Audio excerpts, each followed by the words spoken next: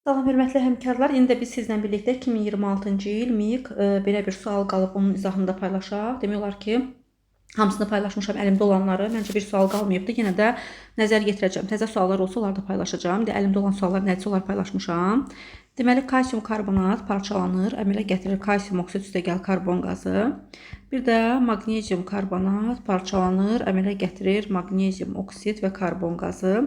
Tam parçalama o demək ki, kalsium karbonat və maqnezium karbonat tamamilə parçalanacaq. İndi birinci reaksiya üçün bilmirəm nə qədər kalsium karbonat götürmüşəm. Elə zənn edirəm ki, x mol. İkinci reaksiya üçün elə zənn edirəm ki, y mol götürmüşəm maddələrdən.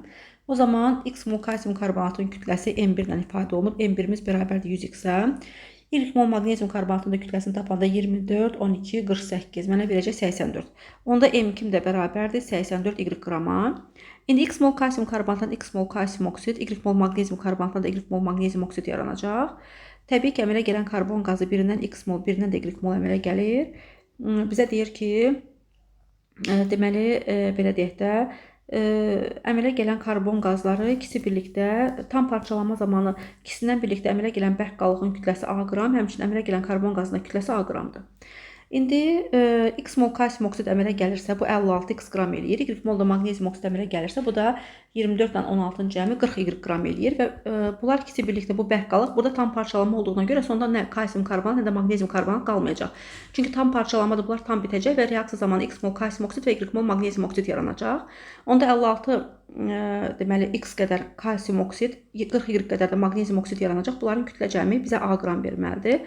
X mol karbon qazı yaranır. Bu 44x qramdır. Y mol karbon qazı yaranır. Bu da 44 y qramdır. Bunların da deyir kütlə cəmi bizə verəcək A qramı.